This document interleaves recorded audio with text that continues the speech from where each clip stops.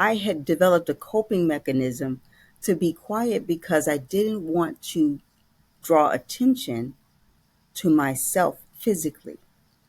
There are other people out there who feel that way, that there is something that they are trying to hide or cover.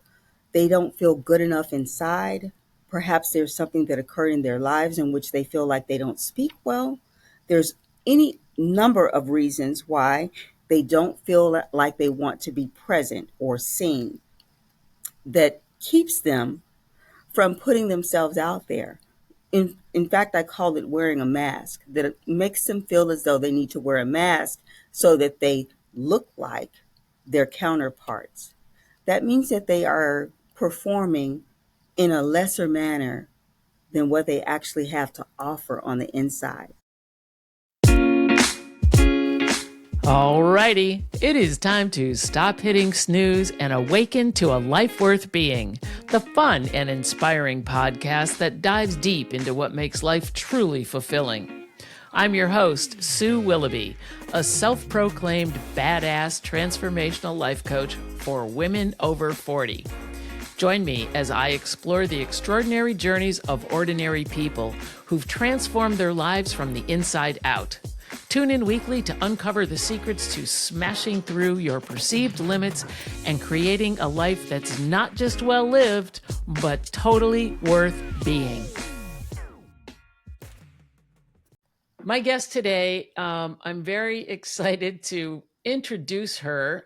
She has a very unique story. She has a very unique angle that I think a lot of you will be able to relate to. So when I say unique, it's something that I'm not all that familiar with, although I think I'm more of an introvert than I think I am. So, Brendalyn Carpenter Player is an unapologetic introvert. I love that so much. She helps individuals, especially women over 45, develop confidence in their quiet nature. Brendalyn shares her journey of self-discovery and acceptance, highlighting the strength in introversion and countering the misconception that introversion is a deficit. Despite living with cerebral palsy from childhood, she found courage to stand out and shine from the inside out. She encourages fellow introverts to lean into discomfort, honor their needs, and stand strong in their authenticity. She offers practical strategies to help introverts navigate through societal biases and expectations with confidence. Her call to action challenges individuals to embrace their unique selves and embrace introversion as an invaluable superpower. Brendalyn is a retired Army civilian public affairs director. Wow, that's quite a title. With more than 20 years of experience supporting local, international, key leader, and media engagements at Army installations.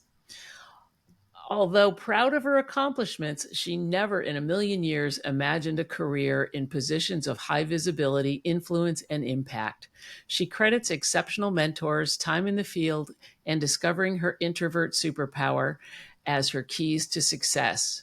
She is currently the founder and owner of Brendalyn Player Communications, coaching and consulting firm. Brendalyn, welcome. I am so happy to have you here today. Thank you so much, Sue. It's so great to be here with you today. So tell me, I am very, very curious about this whole introvert thing because I think that most of us are on some part of the spectrum of introversion. And I don't know if that's true or not, but I know myself that there are varying degrees of being an introvert. And I wanted to know, I'm curious about how or when did you first understand or be curious about your own introversion? That's a great question. Um, as a child, I knew that I was quiet, but I didn't understand that that was introversion. I Ah, just thought that I was quiet and shy. I didn't, until I became an adult, I didn't really understand what introversion actually meant. And to be honest, I was completely full on into my career before I actually delved into what that meant for me. Like most people in professions, we have those personality tests that we take, and I regularly scored introversion as one of my top qualities in my personality. And I just set it aside. I didn't take a lot of time to analyze what that meant and how I operate in my environment and how to nurture my quiet nature. Mm. It was only after I did self examination, Hmm. developed some self awareness, and did some research into introversion toward the end of my career that I discovered what it actually meant to me.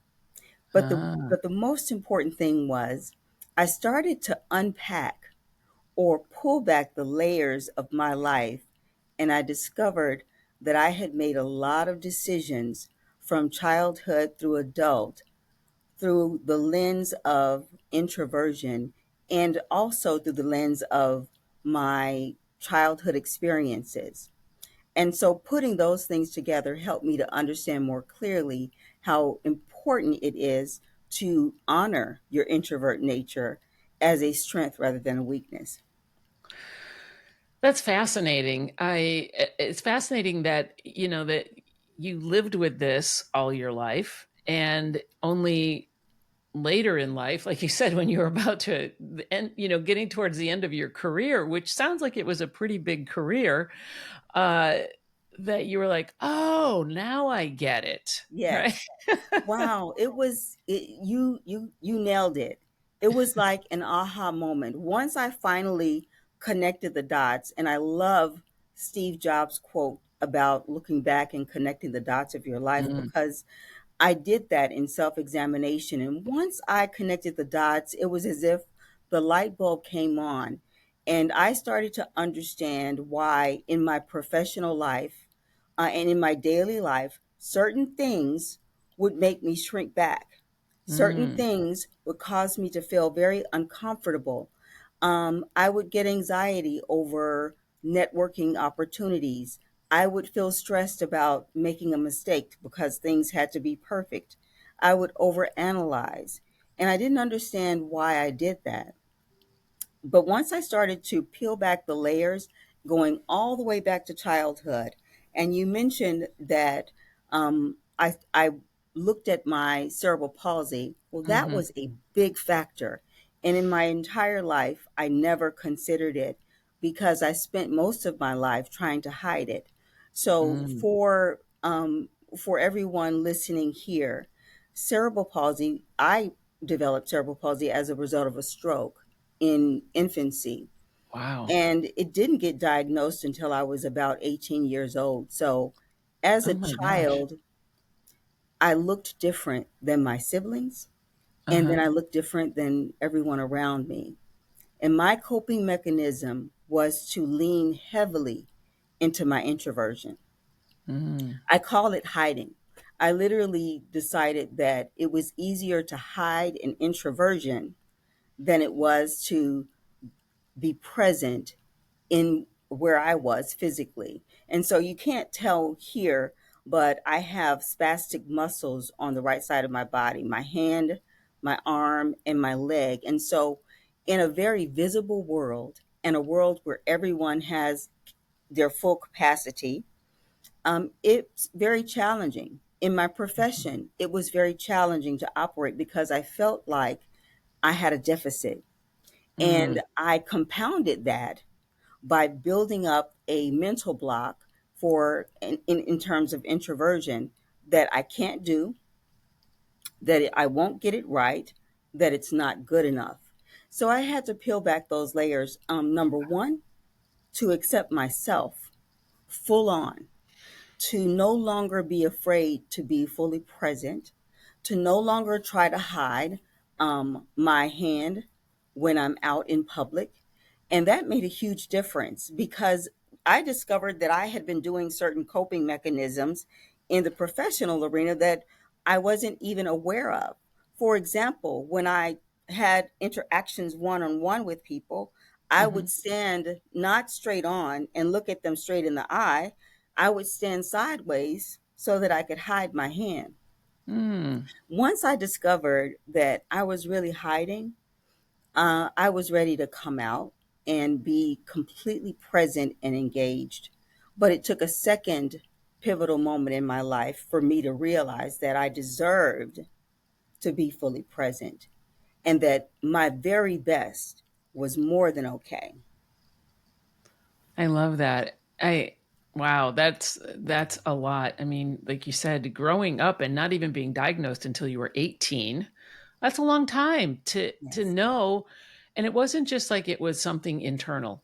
It was external, as you yes, said. You know, your hand and your muscles and your leg and all of that was visible, and you were aware of that visibility, and you compensated for it, internally and externally, it sounds like. um, and then, but I mean, you had a very successful career. I mean, yes, right? And like you said, and yes, it doesn't sound like it would be that easy to hide in a career like that. So yes. how did you hide? It was more mental than physical. Oh, It was behaviors more than actions. So I spent more time in my head and mm-hmm, more time wringing my hands over things that I didn't need to wring my hands over. I spent more time comparing myself to my extrovert counterparts rather than celebrating my unique qualities as an introvert and what I bring to the table. And yes, there are certain ways that you hide, like you cover it. I cover my hand with a book, or you shrink back. You don't want to be the center of attention. Here's one that is extremely visible. It's my right hand. So whenever I introduce myself in a professional arena, I have to shake hands with people. People yeah, extend their yeah. right hand. Well, that means that sometimes I'm going to avoid that experience, which then opens you up to a less than quality first interaction. What I Yeah. realized is if I stop shrinking back and just lean into that, extend my left hand, and if they take it, great. If they don't, let's have a conversation. Maybe we want to talk a little bit about who I am and who you are, but at least Uh-huh. it's a conversation piece rather than something that causes me to be stressed about. Now, let Mm, me relate that to people, to other individuals. I have had clients who I've given this reasoning to, and they've had aha moments because I'm just one of many who have things that they are um, challenges that they have mhm, or things that they feel uncomfortable about. It's not a bad thing. It's just that we seem to be very hard on ourselves for not presenting what we consider a perfect presence. mhm. What I do is help individuals become very comfortable with how they were uniquely designed, both inside and out. And how does that play a role in your introversion? And how do I help you become empowered by your quiet nature? And also have a stronger presence because once you become confident in your whole self, inside and out, there's nothing that can stop you. You know, it's funny because I didn't know you before. I met you in Atlanta at a mastermind, and I would not in a million years. You radiate confidence. You just, exude it, and I would never in a million years think that you were an introvert unless you told me. So, uh, like I said, I don't know how you presented before you had your big aha moments, and you said that there were two pivotal moments, and we'll talk about the second one in a minute. But yeah, I mean, how great is it now that I guess like a quick question for you? How do you think your life would have been different had you come to these realizations earlier on in life? Oh man, that's a great question. Had I understood myself and accepted myself, I would have delivered myself more authentically in my Mm, personal and professional life. In delivering more authentically, then I would have been able to perform and delivered value in a different way. because instead of covering or feeling guilty about my introversion, seeing it as a deficit, I would have shined the light on all of the qualities that you bring to the table as introverts that add value to your organization and Hmm. to your relationships with your family, your friends, and colleagues. I would love to know, what are some of those qualities that you have found in your introverted superpower? What are some of those qualities that you just said that you would bring forward, or that, Yes. that people don't even realize by being an introvert, the qualities that they really have and that they can bring forward? Well, for me, I am extremely analytical. Am very emotionally intelligent. I have great sensitivity to others in a room. So I love to collaborate and have a dynamic atmosphere.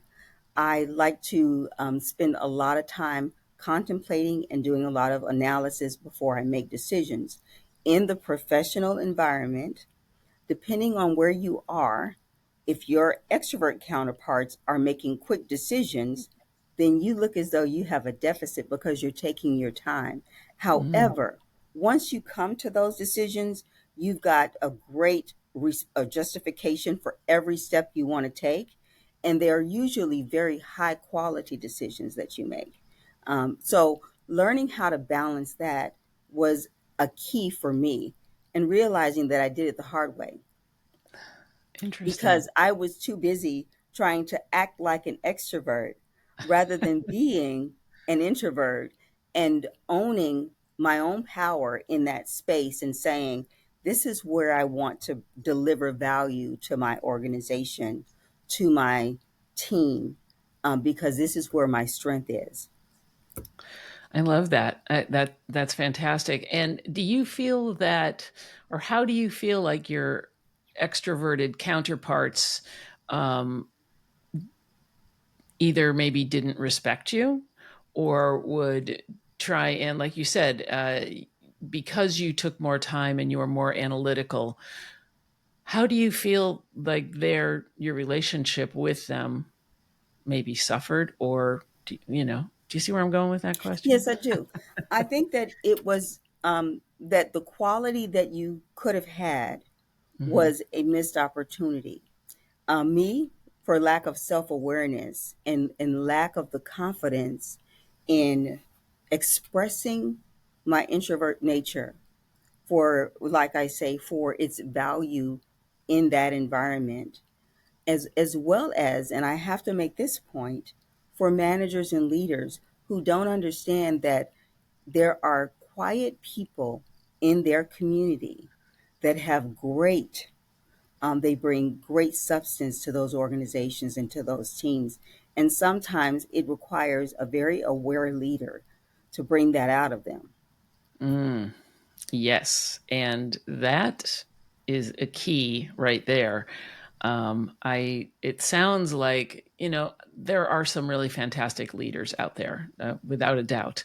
There are also some less than fantastic leaders who will take that louder voice, the aggressive Yes. approach, the whatever, and overlook, like you said, those people on their team members who may have way more value to Yes. contribute to the project or the team or the environment than the loudmouth. I hate to, but I Yeah. mean, the person that is out there and extroverted and maybe pushy, whatever. Yes.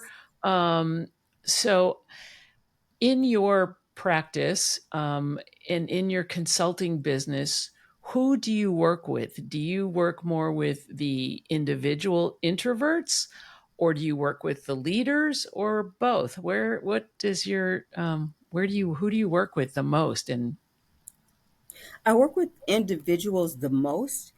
okay. However, I am also delving into working with organizations so Mm, that I can be a part of the personal professional development environment, and help both the supervisors, managers, as well as staff members. What I've learned in my introvert space and in sharing what I do in the unapologetic introvert space is that individuals are so excited to hear that someone understands what they are experiencing. There are a lot of introverts that it's not imposter syndrome, but they know that their introvert nature does not mesh well in the environment. And so they have to act like, behave like, or do the things that are necessary to be successful in their roles. But it's such a relief when you are in your work environment and your manager understands your personality, so that when you're at a staff room or a staff table and everyone has spoken except you, and your manager is aware of that and they offer you the opportunity to speak, that is extremely empowering. So Mm. what I like to do is work with the individual for them to become more confident in expressing themselves if and when the opportunity presents itself, or so that they make the opportunity.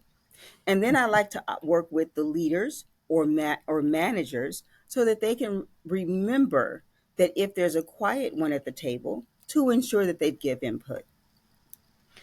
That's fantastic. Yeah, because I mean, I was in corporate America for many years, and I can remember sitting around the table, and you can, when I think back now, I can see those people just, and like, in some ways, that they have something that they want to say, Yes. but they just shrink. They Yes. just feel overwhelmed and they just shrink. Can you tell me about how this, like an example of how that was you? Can you tell me what it was like for you? I'll give you one example. And for me, because of my role in public affairs, and I'm so Mhm. grateful for my position and what I was able to achieve as the director, but I became a leader and I had staff that I had to lead. And when I went into the staff room or into a meeting with key Army leaders, I was the subject matter expert in the public affairs space with a seat at the table in front of a commander. And so Mm. my voice needed to be heard there. And a lot of times I sat around the table, and when the conversation was occurring, although I had the right answer, in my mind, I was deep in thought about whether or not I needed to or I should express it at that moment. And it took a lot for me to get there. Mm. So there was a lot of mental work that was unnecessary in terms of holding myself back or shrinking back. Another example is when you go into the room, rather than taking the seat at the table where you're supposed to be so that you are able to express yourself to the key leaders in the space that you are in, you would go sit in the back row.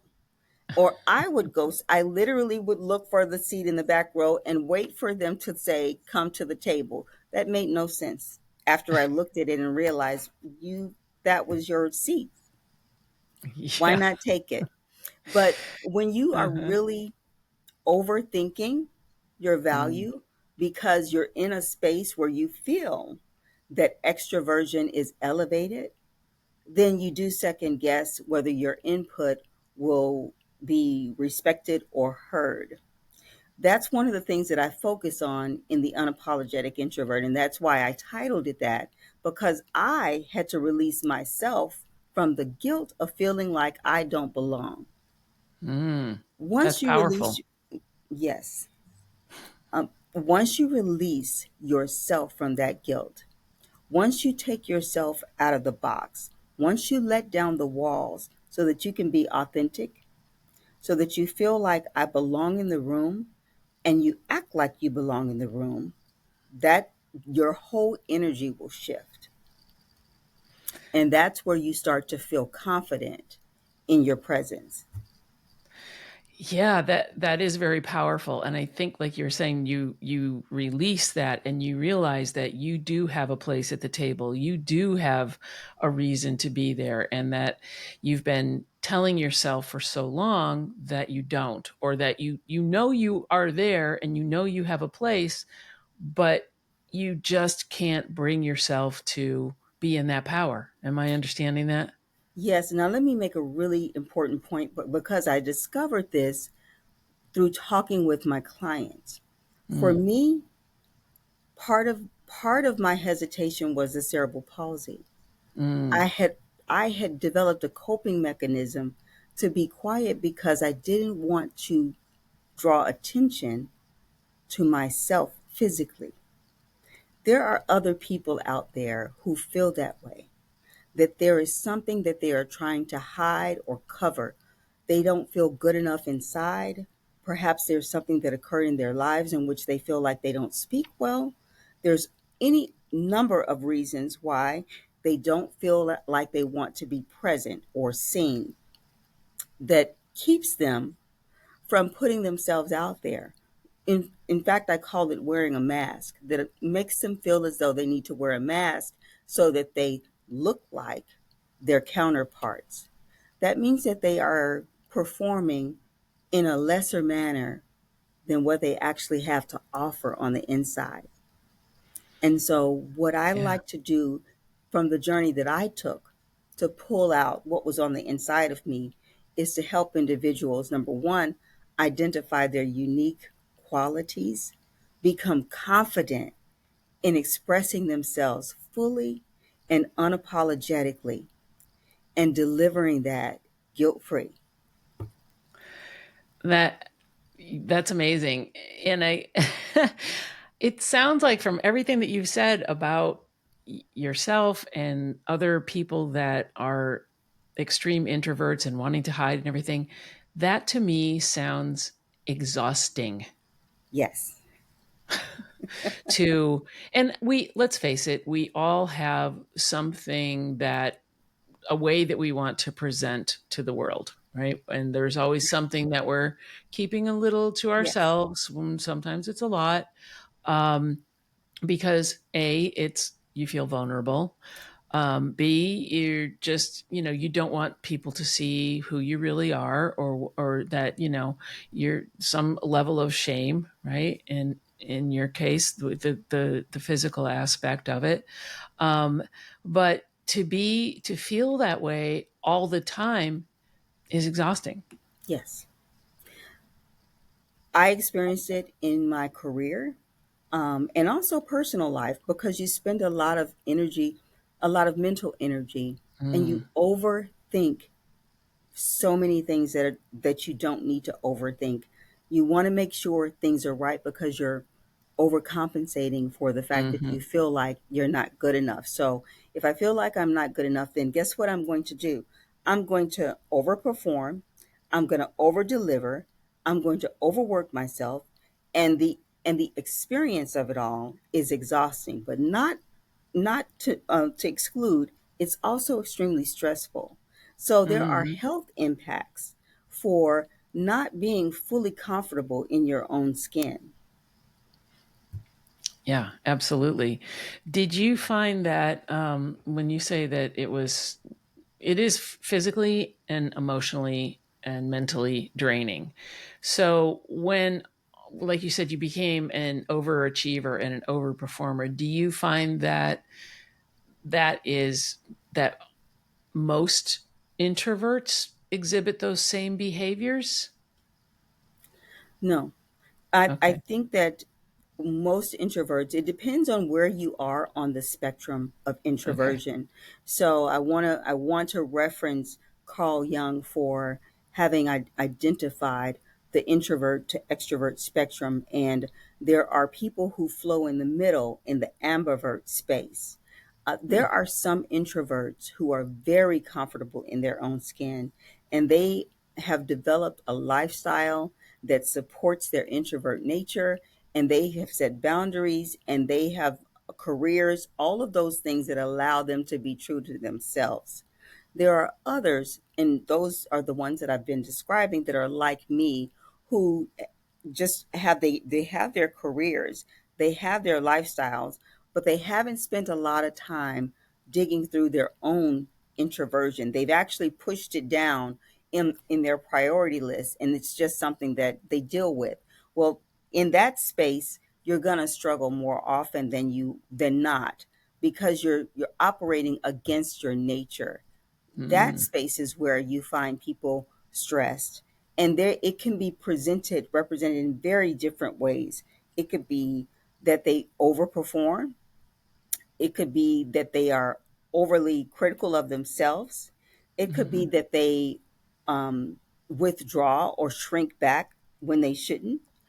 It can be that they are very over anxious in their behaviors and in their relationships and in networking situations where they have to go out and engage, and they're exhausted when they do that.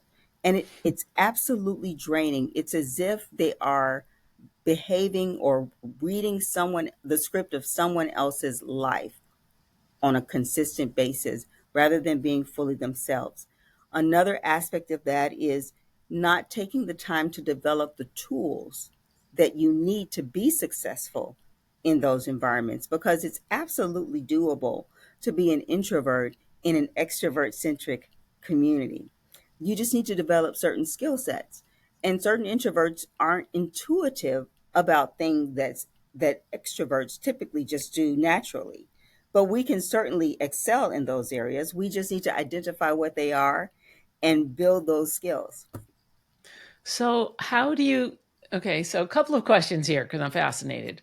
I think, like I said, I think we all have some sort of introverted tendencies. I'm kind of the one where, like, I can go out and, I don't feel like I'm playing a role or anything that it's like I can turn it on and turn it off. But there's definitely times, and I know, in my past, going to a social function or a party, rather than talking to everybody, I'll sit and wait for people to come to me, or I'll be the person that's in the kitchen because I know eventually everybody is going to come through the kitchen to get a drink or something, and then I will interact with them there rather than getting out there and being like, hey, how you doing?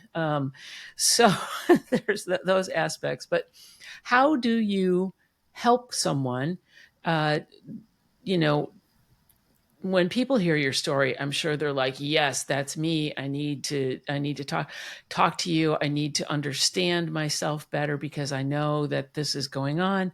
How do you like go about helping people understand maybe where they are on that spectrum, Mhm. and also then finding their superpower in their introversion? How do you what what do you have some tools or some tips that you Yes. can share with people? Yes. One of the most important, and I would say two of the most important things to start with is self awareness and self acceptance.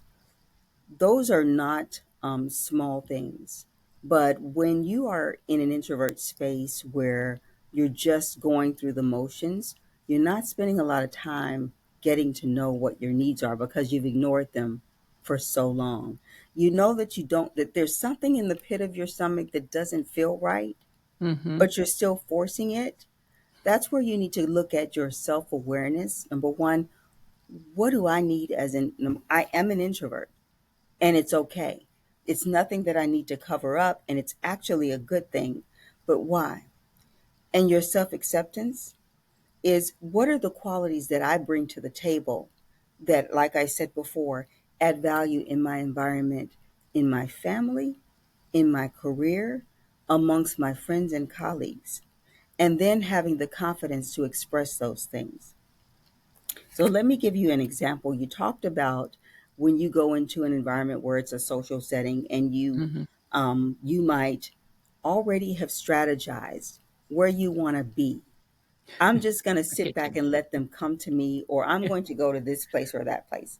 Well, for introverts, and I say this because I've been there, and I Hmm. know there are other people who are like me.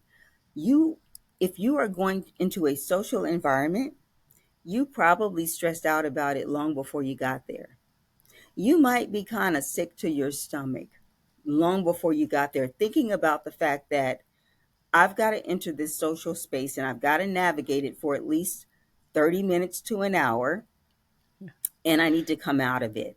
So rather than becoming anxious about it, rather than becoming worried about the process and overthinking it, why don't you develop strategies to enter it with more confidence and with you being in control? So before you even enter the space, you develop a mindset about how you want to think of yourself in that space. Number one, I belong here.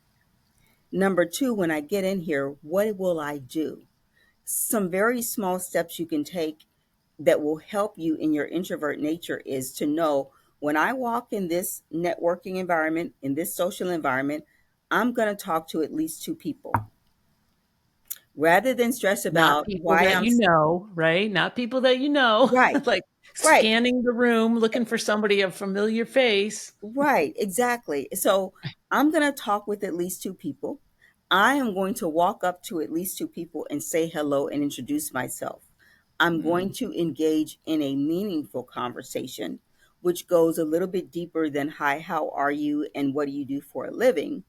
But I'm actually going to ask questions so that I get to know that person and listen actively and find mm, a commonality. Now, I just listed three or four strategies right there.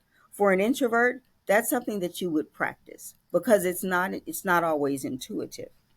right. Those are the things that I work on with them on an individual basis or in a group setting. The reason that I say it's not intuitive is because it wasn't for me. I can give you an example as a leader, as a team leader with a staff.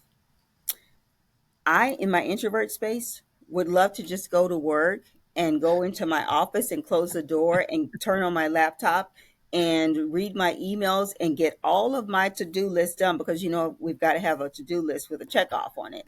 So I want to get all my checks on my paper, but I can't. And this was a game changer for me. I knew that I had to get out of my seat and I had to go into each one of my staff's offices and I had to say good morning.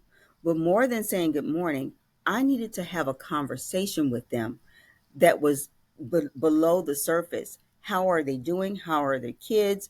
What's going on in their lives? And actually be engaged with them and be Mm, invested in their experience. That made all the difference because they felt the cohesion as a group. They felt heard. They felt part of a team. And the workday flowed so much better because we were connected from that moment on. I couldn't be disconnected because we had to work together as a team. Those yeah. are things that are not intuitive for all introverts. And as a leader, you have to develop those skill sets. That yes, that is and I with you when you're talking about going in and being in your office and shutting the door and being like, okay, I'm here till 5 and then I'm out and I'm opening my door only at 5 o'clock or unless I have to leave to go to the bathroom. Otherwise, I don't want to talk to you. So when did you realize that's how you had to start your day rather than just going in and shutting your I mean, what gave you that epiphany to be like, you know what, I really need to connect with my team here? Once I became a supervisor of a team, and I learned that developing individuals means that you are invested in them, it was part of professional development, and it forced me to come out of my comfort zone and to Mm, be the kind of leader that they needed so that they could succeed in their spaces. And so I needed to champion them. That's where I developed that skill set. And once you try it and you see the results, and that's why I go back to the connecting the dots. You start a strategy and implement it. Once you see the results, then you know you're going in the right direction. That I've got a team that literally will go to bat for me because we have a genuine connection. We're not just coming to work and getting the work done and going home. And it's not just me. I've heard other leaders express to me, and this is extremely critical, that they pay attention to their staff. They mhm. know who is an introvert and who is not. They know who they need to pull information out of because they will miss very important jewels if they Yeah. don't invite that individual to participate. They know how to arrange their staff or how to arrange or place people in spaces where they can best serve. If you know that you've got an extrovert staff member, this is the person that you might want to put out front. If you know that you have an introvert staff member who prefers to be in the background, you find a space for them to be successful in that, and then you help them grow if they want to grow. But don't leave them, don't leave them there just because they're introverted. There's Right. always space for growth. I love that. Yeah, that you said, and it was really interesting how you put it that you um, knew that you had to focus on them, that you were there to serve them, not to just be, the boss. You're like, if I invest in that person, no matter who they are, um, I need to put myself forward so that they can, that they can be nurtured and that they can grow. And then as we grow as a whole and we all get better, we all go up as a result. And that's what I Yes, heard you say there. absolutely.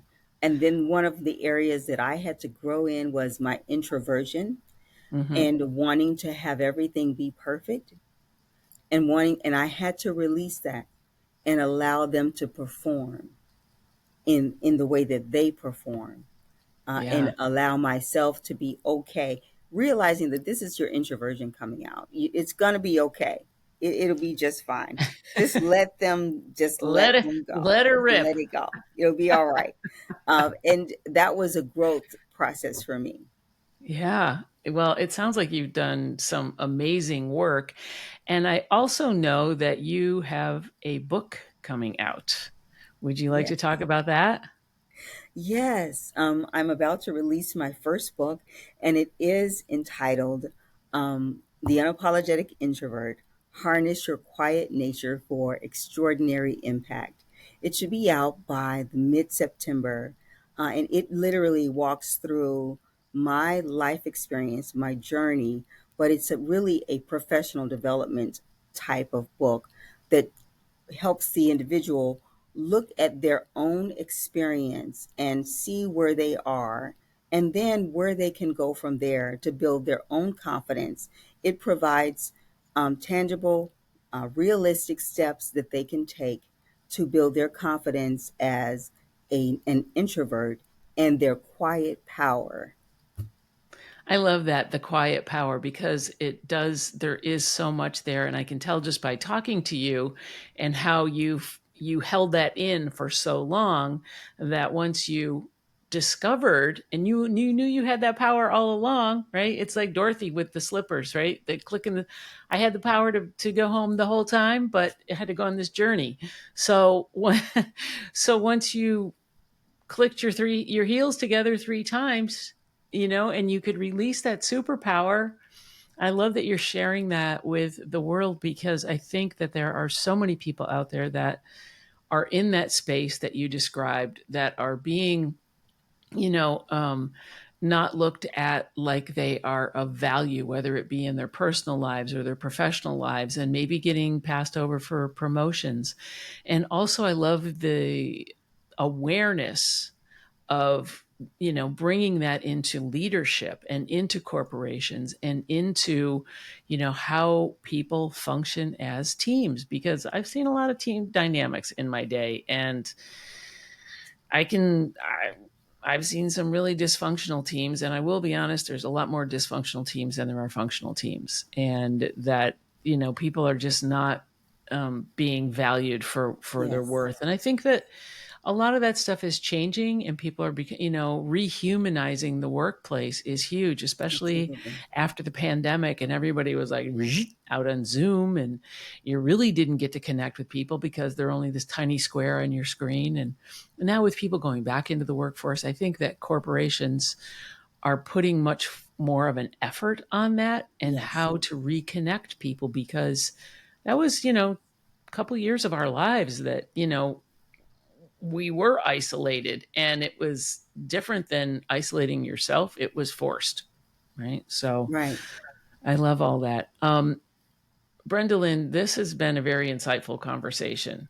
Um, I like I said, it makes me kind of question my own introversion and what I have dealt with in the past. I mean, a lot of people are like, "You an introvert?" I'm like, but differently, right? You like you said that you're Yes. on the spectrum in a way, and it also I think will make people realize that there are people in their lives that may be struggling with you know feeling being an introvert and not being able to understand their superpower. So is there any last thoughts you'd like to leave people with?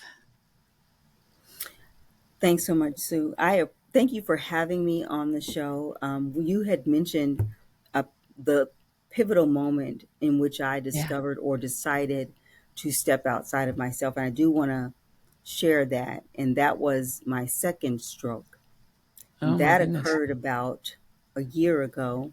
Wow. And I'm grateful that I didn't have any major long-term impacts, but to be honest, I was very angry when Mm. I got the diagnosis. And the anger came from the realization that I had lived a life that was in which I had been shrinking back, holding myself back. And it wasn't the it was like a light bulb came on inside of me. And I was no longer willing to live that way any longer. That I could have potentially left this earth without being fully myself and fully present. So that day a year ago, I was ready to change my life, and I did. I walked out of that hospital with a new way of thinking about myself, ready to do the work, ready to present exactly who God made me to be, that I was designed purposefully for what I am doing in my life today. And every individual has that capacity. And it is my mission to share that with other people so that they can become empowered to say for themselves that I am good enough. Wow, that was powerful. And thank you so much for sharing that. I mean, I was getting chills when you were talking about that. And it's first of all, I'm glad that you did not leave this earth without realizing your superpower, and that now you are fully realized in your purpose and in your mission and what you have to share with others. And I'm so excited for you, and I'm so excited for the message that you're bringing to the world. And I would love to. I will put this in the show notes. But what is the best way for people to get in touch with you and get on your radar Yes. and get your help? I have a website.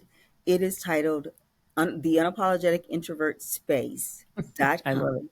Okay. Please reach out to me there. I look forward to hearing from you. And I'm also on Instagram as the Unapologetic Introvert Space. And then finally, right behind me, there's a banner. If anyone wants to see what their personalized introvert superpower is, I really encourage you to take this short quiz. It says 60 seconds, but for introverts, it might take up to 5 minutes because we may be very Might take reflective 60 of every minutes. answer.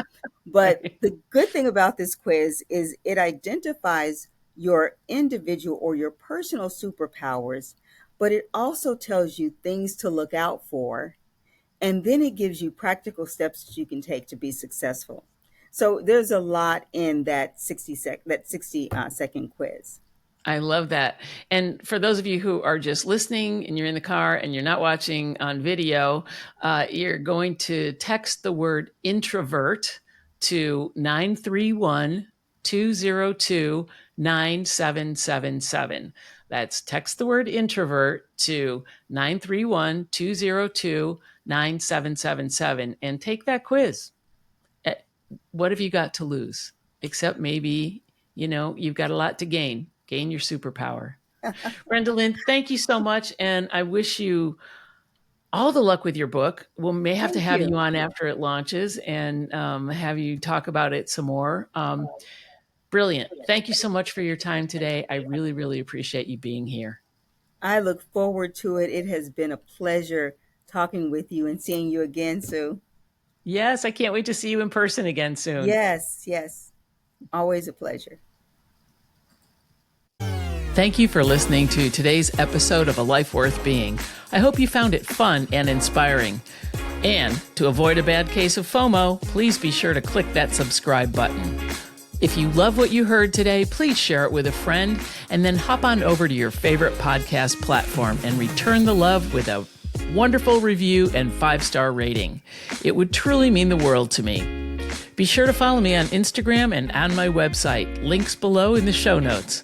I appreciate you, and I will see you next week for more fresh insights on awakening a life worth being.